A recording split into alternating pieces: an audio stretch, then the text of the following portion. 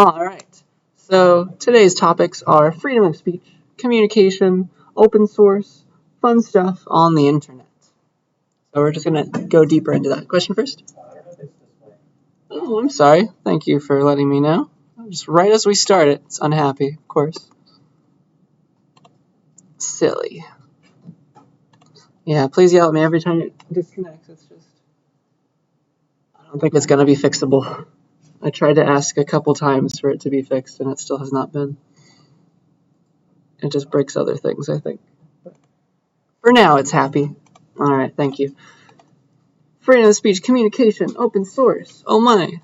Let's get started. So, I guess the first thing I want to talk about is just the concept of freedom of speech, which we have from the Constitution, right? How well does that apply to the internet? Because the internet is not like our house. It's not a physical, tangible place to be. What does that mean? Do we have a freedom of speech on the internet? Does that right apply to that? Or maybe it doesn't.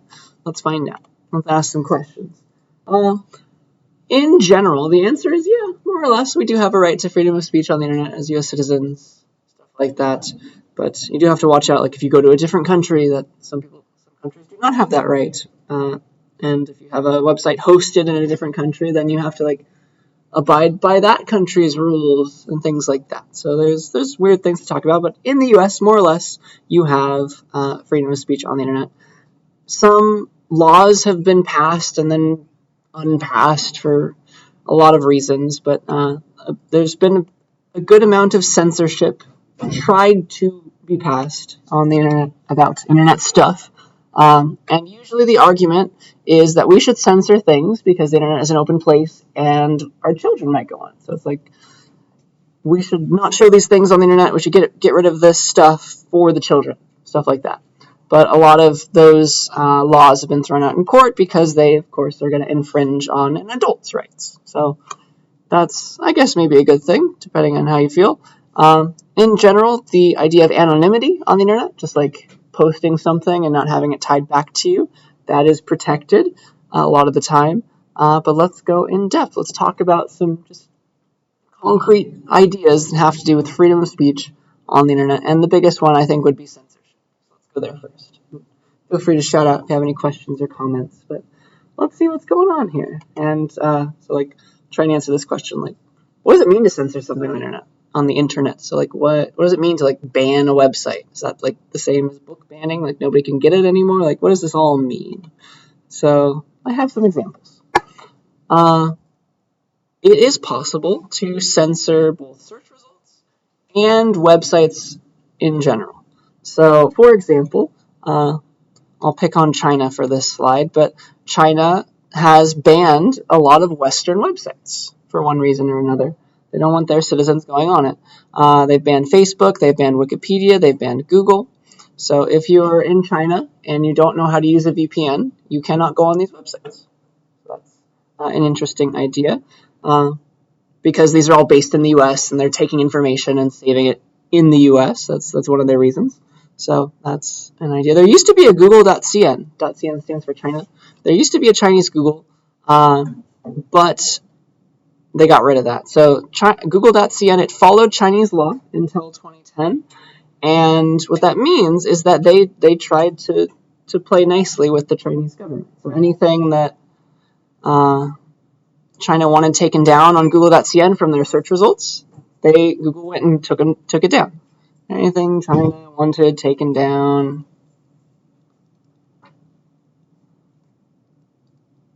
got taken down. There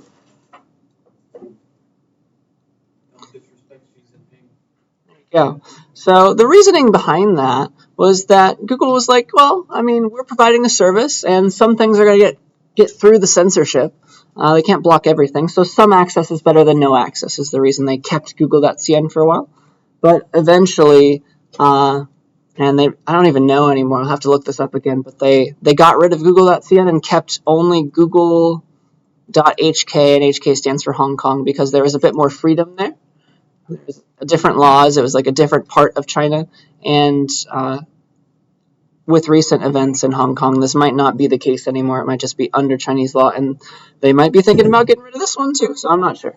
So it's not fair to only pick on China because the U.S. is doing this exactly at the same time, right? We don't hear about it, but I'm sure the U.S. government is asking Google to take stuff off of their search pages, things that they don't want U.S. citizens seeing. And then, like, the government considered banning TikTok for a while. Remember that? I don't know if that's ever going to go through, but people are still up in arms about that in different places on the internet and in politics. So it's just like they store their data in a different country. We don't like that kind of thing.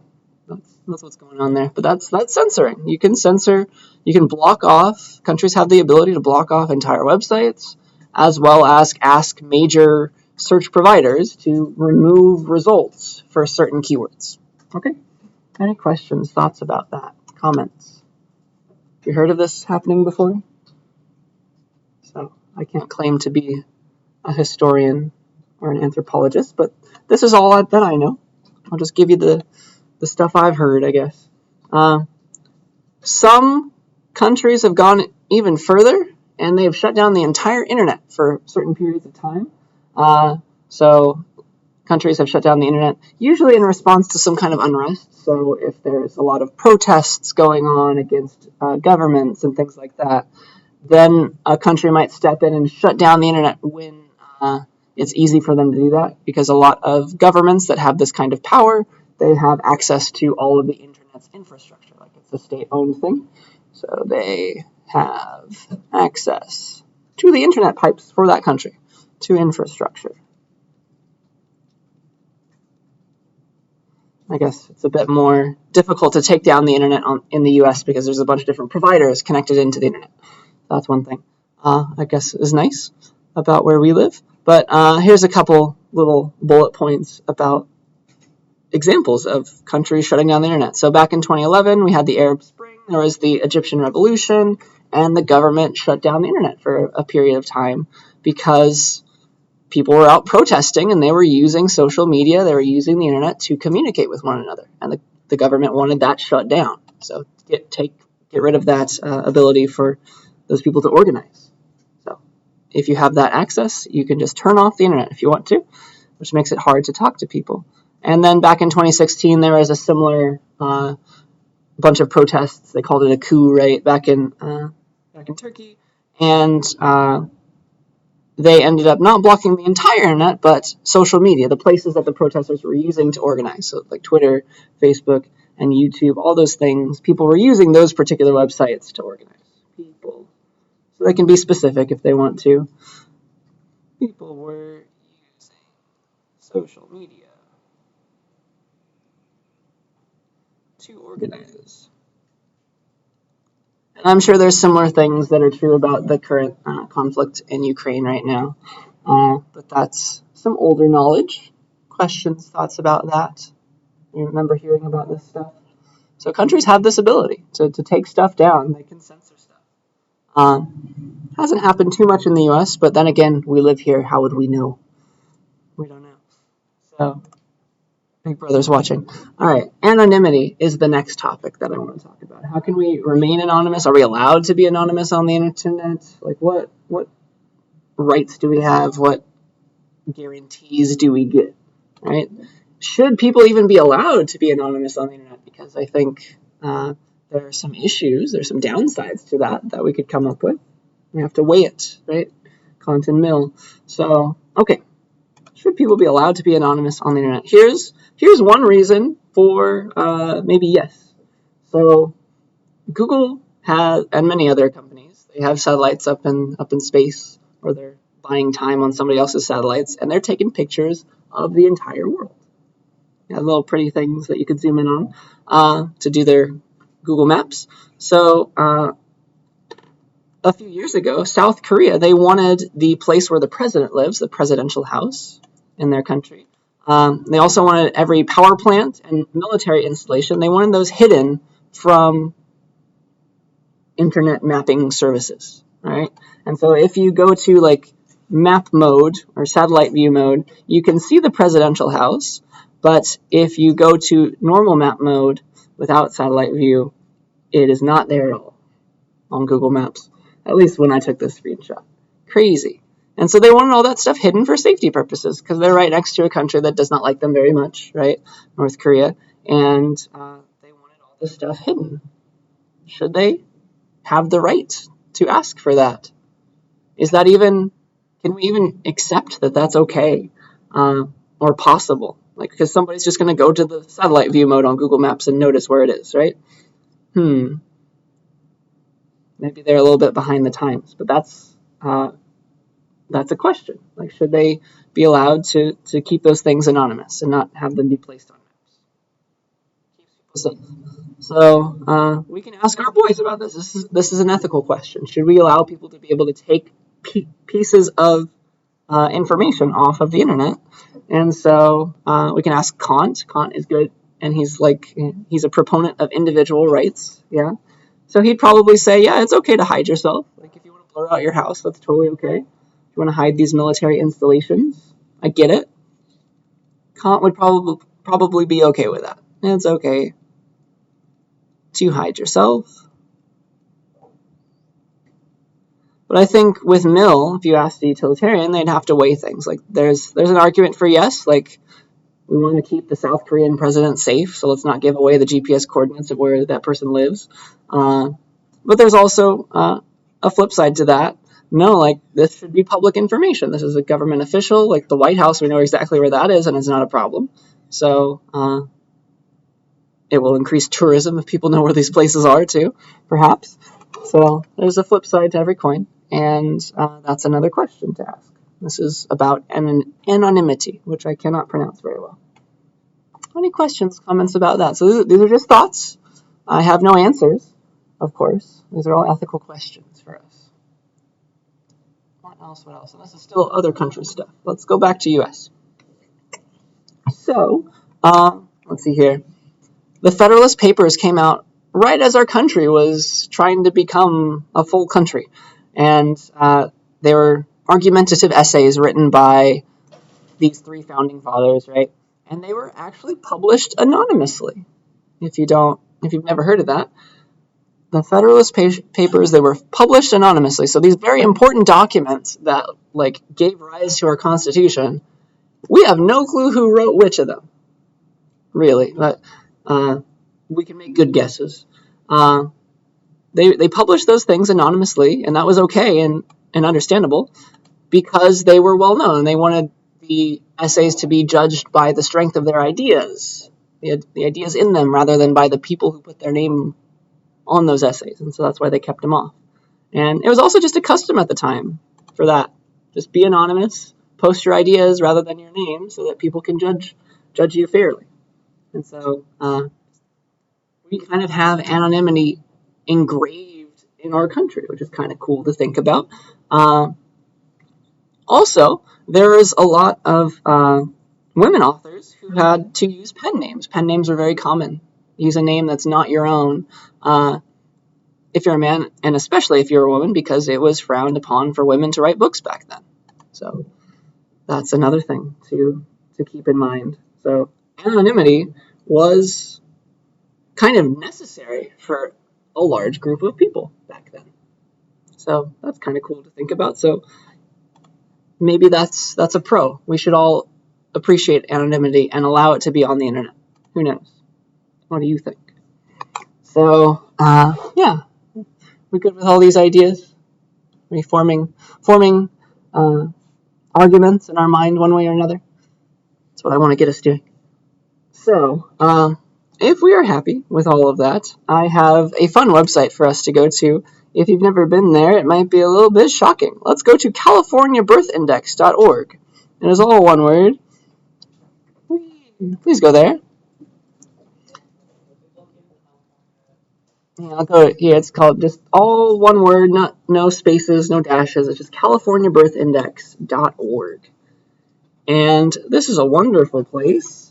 It was, all the data on it was compiled by just people making public information requests from every county in California. What it does is it has stored birth records for people born between 1905 and 1995. So 90 years worth of data. So you're probably not on here, but your parents might be if they were born in California. It's very likely. Interesting. So this is all here. Like, you could look me up if you knew my information, but I was born with a different last name. So yeah, let's look at some very interesting things are public domain. This is keeping us from being anonymous on the internet. Let's look up a very famous person and near and dear to my heart. Let's look up Phoebe Bridgers. I love her very much. Let us see what information is stored about her.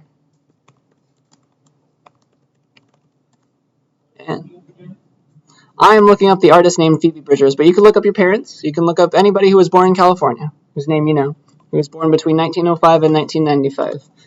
But here's the kind of information that was saved. So you got the person's middle name, you have exactly their birthday, of course, and we have father's last name, mother's maiden name. And she just turned 29. So, wow, all that information. And obviously, I don't know if you know her very well, but she's pretty famous, at least in my corner of music. And back in the day, when she was just getting started, some of this information was not on her Wikipedia page. Like her mother's maiden name, that was not on Wikipedia for a while, but now it is. This is the kind of information that is publicly available, though. Is that okay? Should people have the right to know when people who were born within this range, we can get their birthday if we didn't know it, we can get their mother's maiden name if we didn't know it, and these are all things that are being used in two-factor authentication, right? Like, what's your mother's maiden name? That's like a challenge question. We can get through into somebody's account with this information sometimes. It's publicly available knowledge, though. Please look up your parents if you haven't already. It's kind of cool. And it also tells you, it's able to see if somebody's, like, if these match up for multiple people, and it will say, like, you might, possible siblings include, and you can click on them. So if you don't know people's siblings' names, then you get to know them. It's very cool like that, but Phoebe's brother was born after 1995, so he's not on here. So, yeah. Is this okay? Should we allow this? What are our thoughts? Is this weird? Nichols. Yeah, I get it. Yeah. Maybe we shouldn't have this, but it's, I mean, you can go to any county and ask for these birth records, probably in every state. But the question is, should we be able to do this? It's a little weird. Interesting. So that should get your wheels turning in your brain, I hope. Let's see, what else? If that wasn't weird enough, there is another website that is similar to CaliforniaBirthIndex.org, but for the entire country of Sweden. So it's called hitta.se for Sweden. If you would like to go there, hitta.se.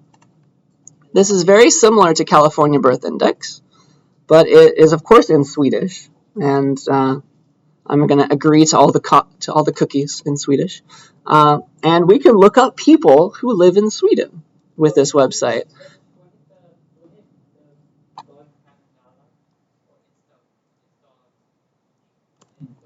Just click the blue button. That's what I did. I think that's the bottom rightmost one. That was like accept cookies. So, yeah. John Smith, the equivalent of John Smith in Sweden is Lars Anderson. That's like the most common first and last name there. So let's search for Lars Anderson with 2 S's. And click yes, go. And we found 8,162 Lars Andersons. Let's just like click on one of them. Looks like it's still loading. No, it's not. But let me click on, I don't know, this dude. This Lars Anderson. Hello, Lars. And so we have, let's see here.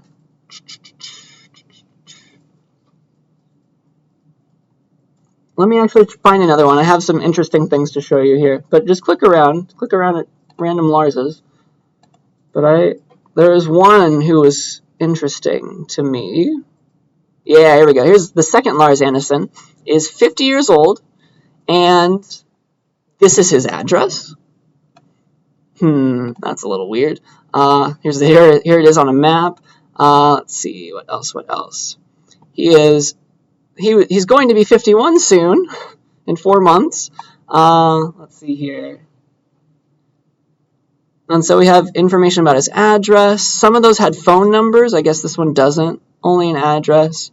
It says that Lars lives together with somebody. Maybe this is his wife, Anna. And then we can click on Anna and see Anna's birthday. She's 44 apparently. That's her birthday. And maybe it has phone numbers and things like that. But yeah. These are their old addresses in other places? Is that a question?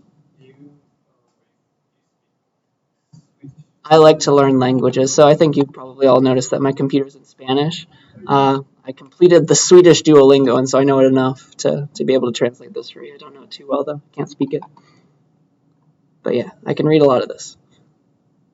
Cool. Huh. Or very, very, very weird and not okay. What do we think about that? I mean, if you didn't like this first one, this one's much worse. This is publicly available information. Government knowledge should be public information unless it's sensitive information. Yeah. Do we consider this sensitive? I guess is the main question. Maybe, maybe not. Crazy. So I think this is a good time for a debate. So please go to the written ice page, and I'll put you into groups. And I'll stop the attendance after we do that, so please do the attendance if you have not done that yet. Let me clear this page out, though. And here is our debate. So here's the question. Should people be allowed to remain anonymous on the internet? To not have their name and birthday splattered everywhere? To be able to leave a comment and not have it attached to their name and their address or something like that, or even their IP address, if you know what that is? Please try to write down 2 good arguments for the stance that I'm about to give you. So, you know the strategy, right? You're here. You get into groups, and one of you presses the submit button, and that gives you a group number. And then let's say that if you're an even group, I would like you to write down 2 good arguments in favor of anonymity. You're going to say your stance is that anonymity is good. All right? If you're an odd group, you think that anonymity is bad. Anonymity equals bad. So those are your stances. You are forced to take the one you're given. Please write down 2 good arguments in favor of that stance I have just forced upon you. All right? So even if you don't think it, this is good practice. So please have a little debate amongst yourselves. Write down some good ideas.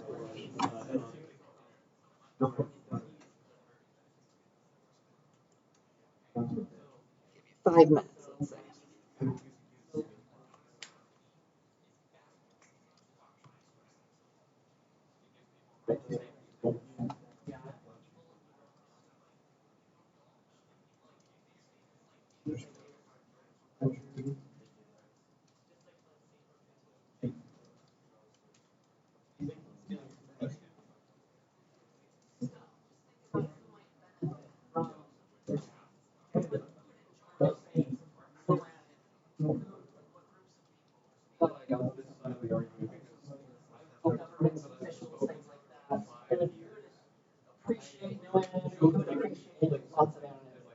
Maybe the common people.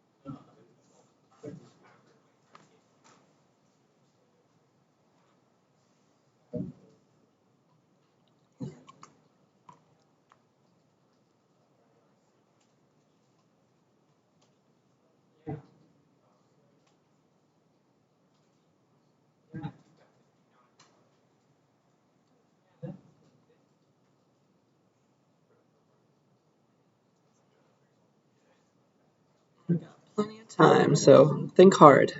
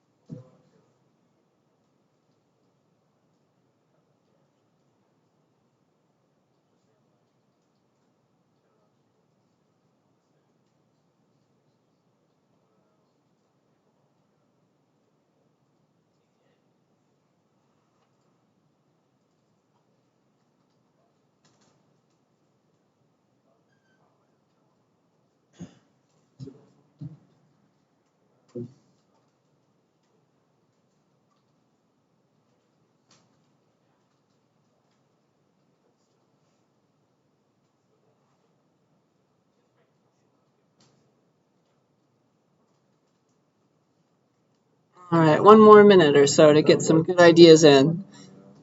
If you can think of more than two, please post more than two. What have I done to these pants?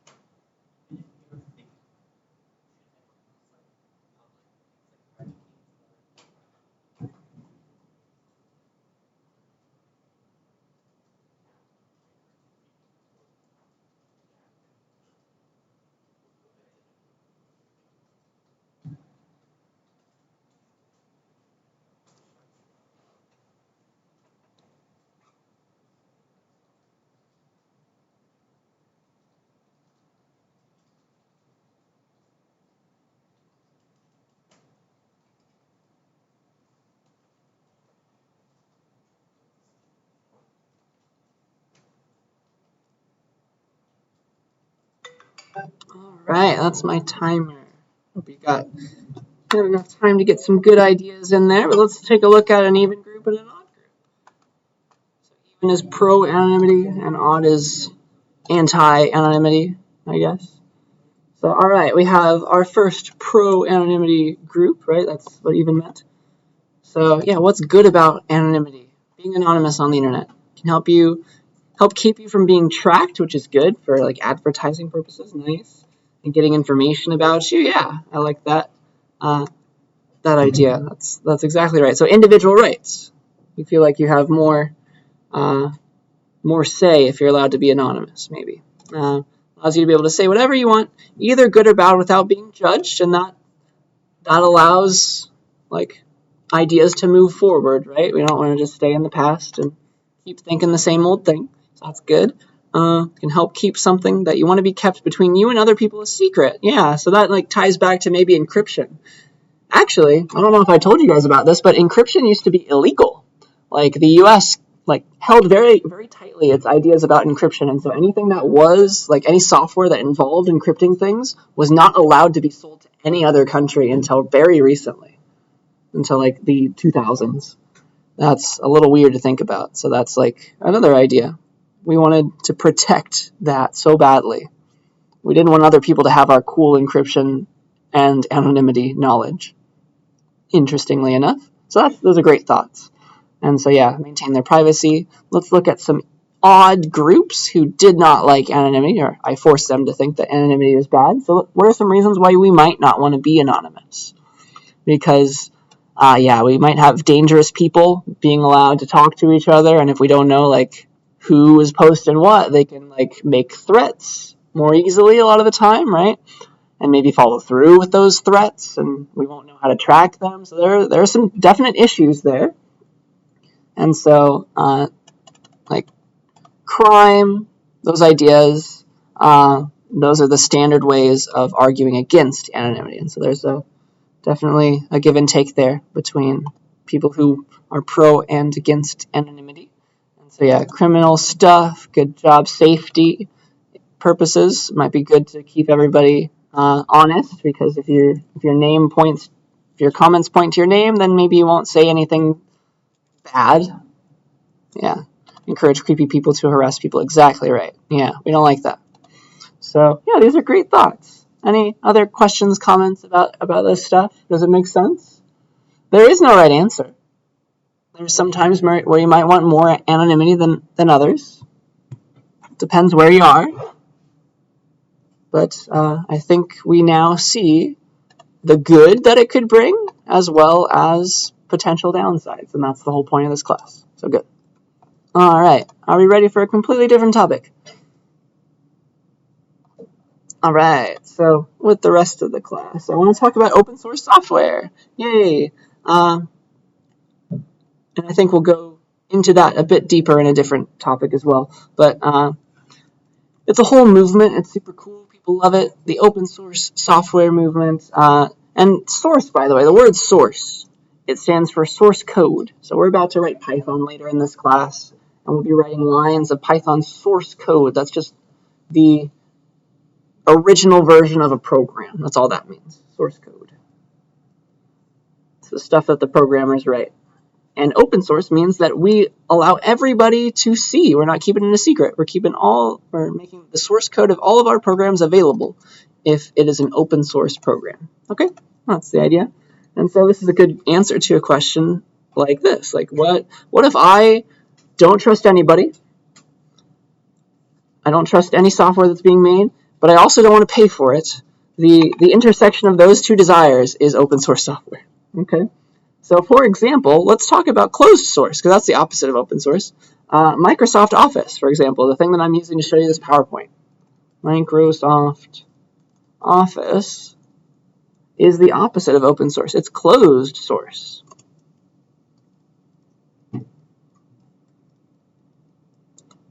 And so that means nobody gets to see how they programmed PowerPoint, right? They just ship to you, and you download off the internet some file that you can double click, or pnt.exe, I think is what it's called, and you just treat it like a black box. It's some compiled machine code that's just a bunch of ones and zeros that you can't really unravel very easily. And so all the secret sauce that they put into Microsoft Office to make it better than anything else, make it better than Google Docs or whatever, you don't get to see it because it's all hidden away. You don't get the source code, right? Open source software is where you get that source code, and you can make changes if you want.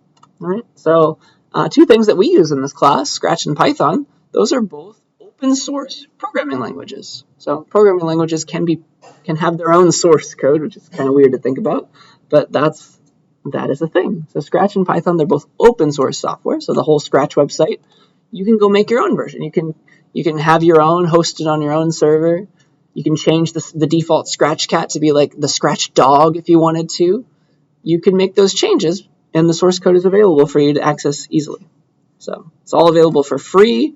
You can see everything. You can look at it. You can build on top of it. And so you'll see, like, in those terms and conditions that you all click yes on the internet, you'll see ideas about licenses. So if you download source code for open source software, there's usually a license that applies to it, and it kind of says that, yes, this is freely available, but if you make changes, you have to also make those changes freely available a lot of the time. So there are some legal binding things that exist in open source software that you can get into. There's a whole rabbit hole there. But Python, we're about to learn about, also is open source. And you can build your own version of Python, and people have. There are competing versions of the Python runtime, if you know what that means. So these are some things that I'm already forcing you to use that are open source. There's plenty more where that came from. All right. For example, if you take another CSCI class here, if you have already, we at Clovis, in every major level CSCI class, we force you to learn how to move around in the Linux terminal. We force you to use the Linux operating system, which is a completely free, open source program. It's amazing. So it's an operating system. Linux is an operating system, just like Windows is an operating system, Mac OS is an operating system, iOS is an operating system. What all that means, all an operating system is, if you've never heard that word before, is it's essentially a program that runs all your other programs. It's the first thing that starts it. A program, that's what an operating system is. A program that runs your other programs. You log in, right? And then you can start double-clicking stuff. So an operating system, it runs all the programs that you want to run and double-click on, runs programs. It also manages all the memory on your computer, like dishing it out to the programs that you open, manages your memory. So it does a lot of stuff. Manages memory. It manages your file changes. It makes sure to write those back to the disk. So it handles devices, network accesses, things like that. So that's the job of an operating system. It essentially does everything for you. And yeah, Linux is very popular as an operating system. It's, first of all, it's used in every Android phone. So if you have an Android phone, Linux is installed on that right now. You're running an open source operating system. And then pretty much every single website you connect to on the internet, including our class website, probably Canvas too, they're all running, you're connecting to a Linux server on the other end. You're connecting to a computer that is running Linux to give you back all that fun website stuff that you're asking for. All right? So, yeah. There are a bunch of different flavors of Linux, and the one that we run in our Clovis classes here, and the one that's running on the class server, class website, for example, is called Ubuntu. So the Ubuntu version of Linux. So it's all free, open source. You can change it if you want, make your own cool version. All right. So, yeah. Cool ideas.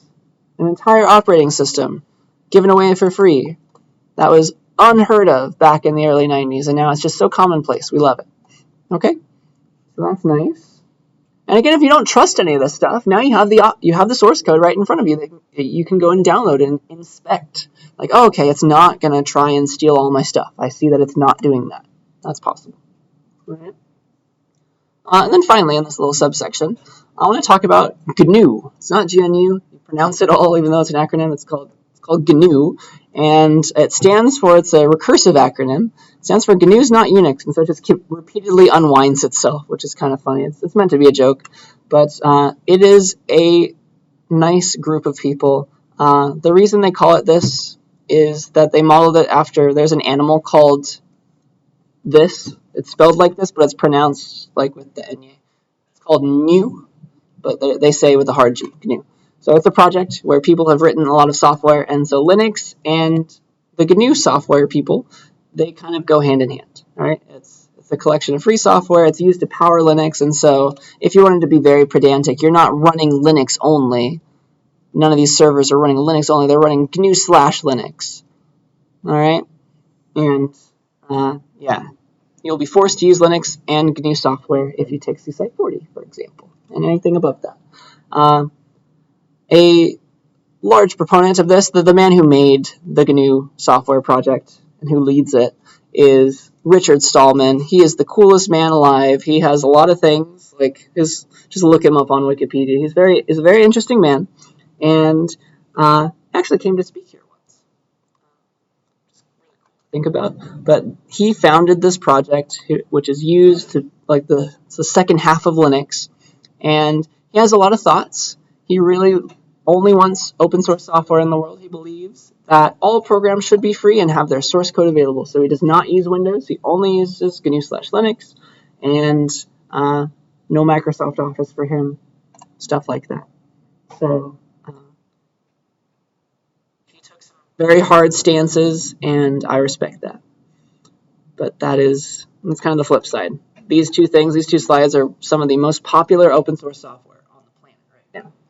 And that's why I'm telling you about them. So, yeah, I think that's all I have to say about open source software for now. Are there any questions about what we were talking about there? So,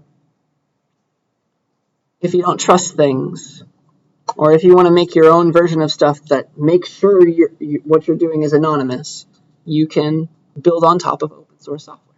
That's why it's in these slides. All right. So, if we are happy, I have one last section for the day, and I want to talk about intellectual property again. We've already talked about it a little bit, but there's so much law about this stuff, so there's more. There's always more. So it's just a hard subject. There's plenty of little corner cases etched into the laws. Let me show you some cool ideas that you may have not heard of, or you've just heard of very briefly. Let's talk about them. So the first thing is fair use. Have we heard of fair use, the idea of that in this country? It's a very, very cool idea. It makes things really nice. Fair use gives us the ability to reuse things that have been copyrighted and not get sued for it. It's awesome. So it's a very utilitarian concept, and so it's etched into our laws. It's very cool. And here are those laws. Here's essentially what fair use means. You look it up on Wikipedia if you want to know more. But essentially, in the U.S. at least, here's what fair use means. You can reuse something as long as you don't copy too much of it, and as long as you're not keeping the creator of that original stuff from making money. As long as you're essentially following those two bullet points, you can reuse stuff for free and not get sued for it. So it's really cool. So here's some examples. I'm sure this comes up a lot in education. Fair use for education is a very, very common thing. Common way to find it happen. So for example, if I wanted to, I could give you a chapter out of a book. I can give you a chapter out of a textbook for free. If I bought the book, I can give every one of you a single chapter. Excerpts. And I had a professor that did that one semester. Excerpts from a book reproduced for students. So I can give you a little chapter. That's totally fine, as long as I don't copy the entire book. I can take a few pages, a chapter's worth, because it's for education purposes. We're not, and we all know you guys aren't going to buy it yourselves, so that's why it's okay, right? We're not copying too much, and none of the students were ever going to buy it in the first place. So, and also it's educational, and so that's a totally fair use at that point. But just not, you can't copy the whole book, just a chapter. That's one thing. And then it's been a while since we had to do this. Now it's easier to just stream stuff on Spotify or Apple Music or whatever. But it is also fair use to reproduce, and you see this a lot on like maybe YouTube where people are reviewing stuff. It is legal to reproduce a short amount of music or other things or videos. Short amount of music, videos for like if you're going to review it or if you're going to buy it, like back when there was only the Apple iTunes store and you wanted to buy music and there was no such thing as streaming, you could double click on a song and it would show you like a 30-minute sneak preview of it, and that was legal to have and download that little copy and share to other people. It's totally fine. So that's also fair use. All right? You kind of needed it so that you could understand what you were about to buy. So those are ideas. That's fair use, and that is a very utilitarian idea. The U.S. is pretty good with that, so that's quite nice. But if you do too much, it's no longer fair use. So let's figure out when it's not fair use anymore. So let's play. Is that piracy? You can give me like a thumbs up or a thumbs down collectively. What do we think? Is it piracy? Is it not fair use to record TV shows? What do we think? Yes, no. Is it illegal? Is it piracy? Is it not piracy? Thumbs up if you think it is illegal. Thumbs down if you think it's not illegal. All right. Recording TV shows, surprisingly legal. Back in the day, like they wanted to make this illegal. Have you guys heard of VHS tapes? Are you guys that young? I've heard of this, but this. Back when these came out and when tape recorders came out, you could put in a blank tape on the TV and you could have it like tune into the channel when you were at work and you could watch the show that you missed. The broadcasters did not like this idea at all, but it is fair use to record a TV show for personal use. You just want to watch it later yourself. If you give it to somebody else, of course, then it's a bit of a problem. But this is legal if you want to do this for yourself, right? So that's surprisingly legal. What about copying some old software that actually used spinning discs again? So like you have an old GameCube games. Is it piracy to copy that using like a DVD burner because it was using DVDs? Is that piracy or not piracy? What do we think? Up or down? We think it might be. Also, fine. It's another case of fair use because it's all in law. It's allowed because it's just a backup. You're making a backup of something you own. That's totally okay. It's not being sold anymore, so maybe it's a good idea, honestly. And then finally, what about giving that copy of that GameCube game to your friend? Is that piracy or not piracy? Yeah, that one's finally not legal. Then at that point, it's not a backup just for yourself. You are now infringing on the copyright because your friend should have bought the thing. Now that person who made the game is not getting money, even though it's probably not being sold anymore. There's a bit of a gray area though, but it's definitely it's not legal at that point, sadly. So hopefully that makes enough sense. So there's a fine line between fair use and piracy, and you have to tread it carefully. But it's fun to talk about and to think about. That's why we're here. A very cool idea is called reverse engineering, and it happens to be legal. So if we've heard of this, it's a really cool idea. So just reverse engineering the concept, that just the definition of that is like you're taking something apart to just peer inside of it and see how it was made. So it's like you going and downloading Microsoft Office, looking inside of the binary that is PowerPoint, and being like, what were they really doing? If you spend enough time, you could figure it out, but you don't get the source code. That's what reverse engineering is, in a nutshell at least. And so courts have ruled in favor of reverse engineering old video game consoles that are not being sold or that are currently being sold, so that people could make emulators for those consoles.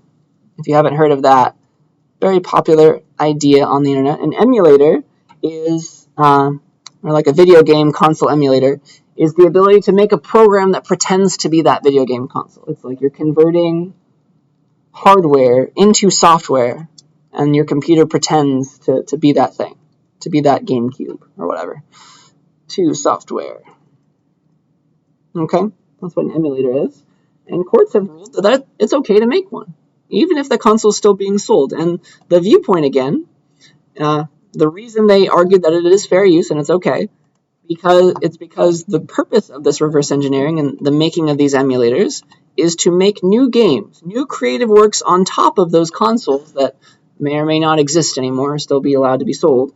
The idea was never about copying the hardware and like reselling it. Every single emulator is freely available, and that's one big reason they had to make it freely available, because that makes it fair use at that point. You're not making money, you're not stealing from somebody, you're just giving it away. And so a very popular emulator, they've got one for like the Switch nowadays, but an old school one for the GameCube and for the Wii is called Dolphin. It's been in the news a lot. It's very, very powerful, very cool the way that they're doing it. And it's completely legal. You take your old Wii game, your GameCube game, download it onto your computer, install this Dolphin emulator, and you can run it on your own machine. Maybe you sold your Wii a long time ago. You can still play those games on this emulator. That's the goal. So that's reverse engineering and the idea of emulation. All legal, all fair use. Obviously, it took a court to say this, so they could maybe change their minds one day, but for now, this is fair use. All right, let's keep on trucking through a few more slides, because I got assignments to talk about too. So, okay, let's talk about DRM. This, either you love it or you hate it. What it stands for is Digital Rights Management. And it's just a bunch of different things under the same name. It's somebody wrote a program that controls whether you can use some digital thing, some piece of intellectual property. So essentially, like you load up your game or you start your disc player, your music player, and essentially like you have to ask the DRM first, hey, can I use this thing? And it has to verify that you can. Can I use this? Question mark. And so it'll either say, yes, this is legit, I'll let you listen to this music, or I'll let you play this video game, or it can say no and lock you out of playing it. All right, so that's what DRM is. And the reason it exists is so that the people who made that content, that video game, those songs, they can control the use of it. They are entitled to that. That is legal. Because they don't want people like reselling too often or things like that. It does become a problem, though, because this has come up in the news a lot. Some old video games that relied on DRM, like you had to connect to a server, you had to be on the internet, connecting to a server to just play a game on your own computer. You had to connect to this DRM server, and the second that the video game servers shut down, because that game was so old they didn't think anybody was playing it anymore, the second the DRM server is shut down, you can no longer play the game that you installed on your own computer and bought legally. Because DRM is saying, no, it can't connect. It's not working. So that's a bit unfortunate, I would say. But it's completely legal to run into that problem. So maybe you guys should change the laws. And then there's also the idea of textbooks. I'm sure all of you have like run into virtual textbooks one way or another. And you know that there's DRM behind it. You can sell a physical textbook again. You can give it back, right? You can sell it on the internet. You cannot resell a virtual textbook at all, can you? You can't resell a virtual textbook. The DRM is blocking you from that. It's just tied to your own account now. You can never give it to somebody else. So that's food for thought. What else? If you want to protect your software further, a lot of times you get a patent for it. And this is also controversial, the idea of having software patents. And so a patent is like, I don't know, we learned about like the first patent that was like for like splitting cotton or something into the seeds and the cool cottony part or whatever. But nowadays, you can patent software. You can't really touch a piece of software. It's just binary. Should that be allowed? Is that okay? Should you be allowed to patent intangible things? It's just a big number at the end of the day. That's all a program is, just a big binary number. Should you be allowed to patent intangible things? Things you can't touch? That's a good question.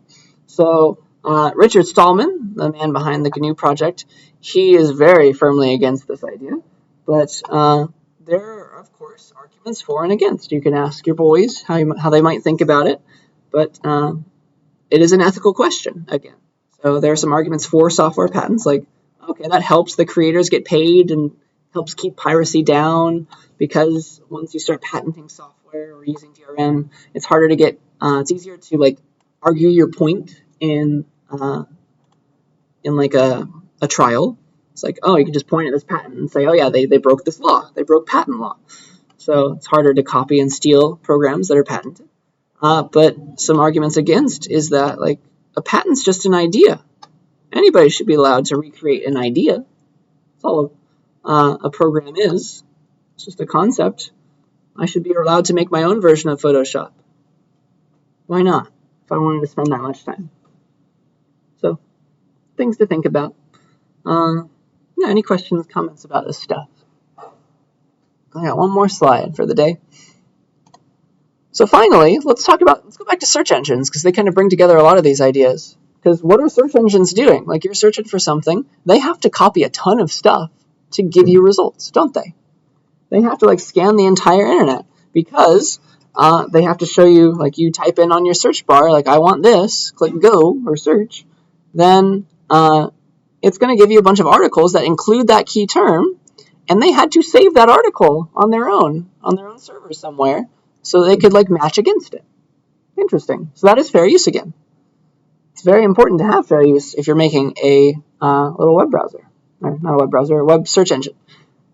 So you have to copy a ton of stuff, and as long as you don't claim to be the site, if you're making a search engine, it's allowed. It's fair use. So that's an idea. And then, Interesting. There's a fun website that's called DuckDuckGo if you haven't heard of it, but like Google saves all your searches. You are the product for Google, because they're saving what you search for. But certain websites like DuckDuckGo, they try to be privacy focused and not track you across the internet and stuff like that. So you might want to look into that if any of what I talked about today scares you, or you're interested in more anonymity on the internet. You might want to stop using Google. We'll talk about that further another time. But yeah, I think that's everything that I had to say for the slides today. Are there any last questions or comments about any of that fun information? So I hope that gets you thinking. Like, the landscape of the internet is a very weird place. All right, so I've got an essay to talk about now and a test to talk about now. All right, so let's do the essay first. You've got an essay due. Let's talk about the essay that I'll give you after this next one's due. So this one will be due week 8. We are currently in week 6. So it'll be a couple weeks to do this essay. This will be a 750-word essay. And here is your prompt. All right. So you might have seen this in the news once upon a time, but at airports, people who work at the customs booth, they have in the past asked travelers traveling to maybe a new country to unlock their phones before they let them in that country. They want to look and see what's on it. All right, so my question for you is, like, what are your thoughts about this? Should it always be allowed to have customs officials ask somebody and force them before entering the country to unlock their phone? Should it always be allowed, never allowed, or sometimes allowed? Pick a stance, and please explain the stance that you pick. Please also talk about every side of the argument, like the people who disagree with you or the people who do agree with you. Talk about everything. That's what makes a good argument, bashing down the other side and propping up your own side, right? And so write a 750-word essay in response to this prompt. And I do have a citation requirement for this essay, so please find 2 good sources that are not Wikipedia, right, for this essay. Any questions about that prompt? So I'm asking you to respond to this. Do you think this is a good idea? Pick a side, or be wishy-washy, I don't care. but as long as you explain your argument well, you'll get credit. All right, talk about the other side of the argument as well. Don't forget that, and cite 2 sources. 750 words about privacy and encryption, because that's essentially what it is. It's encrypting things. If you're locking your phone, somebody else can't get in. But somebody at the customs booth is asking you to undo that encryption. Okay? So that's that essay. We good with that? Due in 2 weeks? All right. For my last thing, we have a test coming up soon. So we are currently in week 6, and I promised that we would have our midterm on week 8. So 2 weeks. I'll have it on the Wednesday, though, the latest possible day that it could be. But I'm going to release this midterm module, and I'll give you the midterm info page today. The midterm itself, don't look at this date, it's wrong, probably. But you're not going to get access to that anyway. I'm just going to give you the module with just the midterm info right now. I've got to work on this, but it will be an exam on Canvas. You'll just come to the class and click on this and start typing away. That's how it's going to be, but let's look at the info page. So here it is. The midterm will be during class time on September 27th. So can I get a, can I get a start menu? Because that's where my calendar is. There it goes. Okay, cool. Back to this. And of course it went away. Darn. How about if I just type? There we go. Cool. So here we are. It was 27. So here we are in this week. Here's Wednesday. 2 weeks from Wednesday is the 27th. That's week 8, the last possible day that I could give you this thing. That's when it's going to be. All right? So during class time on September 27th, and the topics that I will be covering will include things up to and including week 7. So the stuff next week, too, might appear somewhere on the midterm. But most of the points, the majority of the points, will go to an essay question. So you'll be writing an essay during class time as part of the exam. Okay? And here's the format. Here's what you can expect to see. It'll have some multiple choice / short answer questions first, and then you will see an essay question. So prepare for these things. A short essay on some of the topics that we've been talking about in lecture. That's one thing. And then also some other things like some short answer and multiple choice questions about the topics from this lovely cheat sheet that I made for you. So you can click on this. You're welcome. I made you a little cheat sheet, and please look at it to think about what I might ask you about these things. So wink, wink. The reason I'm giving this to you is that you will probably expect to see questions about these exact things on the midterm. Okay? Are we all on the same page? So that's what you might see. Also, the test is completely open book and open notes. I'm writing it with that in mind. Keep that in mind. The only thing you can't do while you're taking the test is like talk to AI or talk to somebody else in the class on Discord or something like that. You can talk to me and ask questions about the questions, and I will answer them. But I'm the only human you can talk to, right? But you're allowed to search the internet for stuff as well. Any questions about that? That will be the midterm.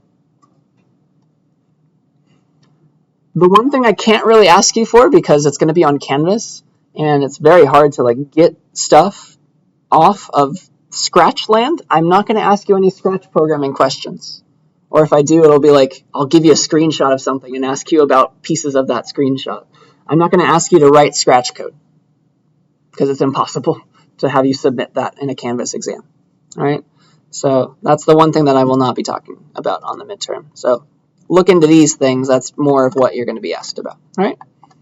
Any questions about any of that? So in class on the 27th, that's when the midterm will be. All right, if we are happy, that is everything that I have for us today. Next time there will be a new programming assignment, but I'll save that for the programming lecture.